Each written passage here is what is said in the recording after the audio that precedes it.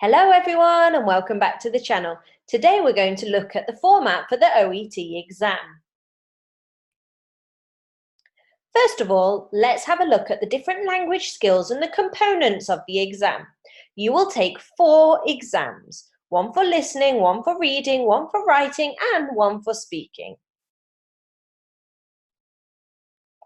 Now, as you can see on the slide, the content of the listening and the reading is common to all professions.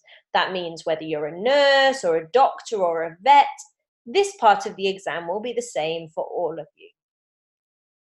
Whereas for the writing and the speaking elements of the exam, this will be specific to your profession.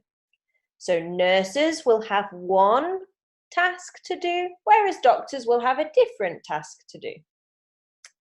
Now let's have a look at what you actually need to do for each part of the exam. For the listening part of the exam, you will need to follow and understand a range of health-related spoken materials. For the reading, you will need to read and understand different types of text on health-related subjects. For writing, you will need to write a letter in a clear and accurate way, which is relevant to the reader. And finally, for the speaking, you will need to effectively communicate in a real-life context through a role play.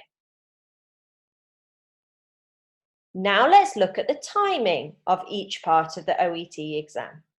The listening will take approximately 40 minutes, the reading will take 60 minutes, the writing will take 40 minutes, and the speaking will take approximately 20 minutes.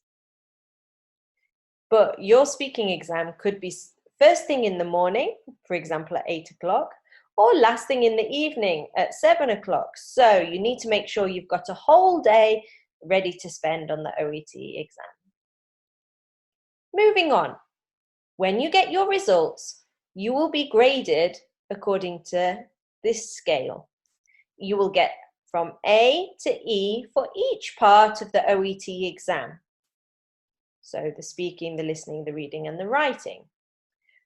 When they mark your papers, you will get a score from 0 to 500, as you can see in the second column, and this will correlate to one of the grades. For medical professionals, you need to be getting a grade B in all of the 4 skills, which, as it mentions here, is equivalent to a band 7 to 7.5 in IELTS. The descriptor of this band is useful to take a look at. So let's have a look at what it says for a grade B. Grade B, it says you can communicate effectively with patients and health professionals using appropriate register, tone, and lexis, with only occasional inaccuracies and hesitations. You also need to show good understanding in a range of clinical contexts. Once you've taken the OET exam, you will receive a statement of your results. You can also log into the OET website to get your results. So let's look at the OET exam in a little bit more detail. For the listening element, there will be 3 parts and 42 questions, which you will answer in approximately 40 minutes. The topics are all related to healthcare and are accessible across disciplines. You will hear each recording only once, and you're expected to write your answers whilst listening. In the OET reading exam, similarly, there will be 3 parts and 42 questions, but you will have 60 minutes to complete this task. The topics are related to healthcare and are accessible across disciplines. And this task is usually to write a referral letter, but it could be another type of letter also.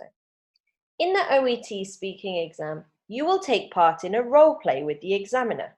You will play the role of your profession, and the examiner will be, for example, a patient, a client, or maybe a relative or a carer. The speaking is conducted individually and will take approximately 20 minutes. Thank you very much for listening today.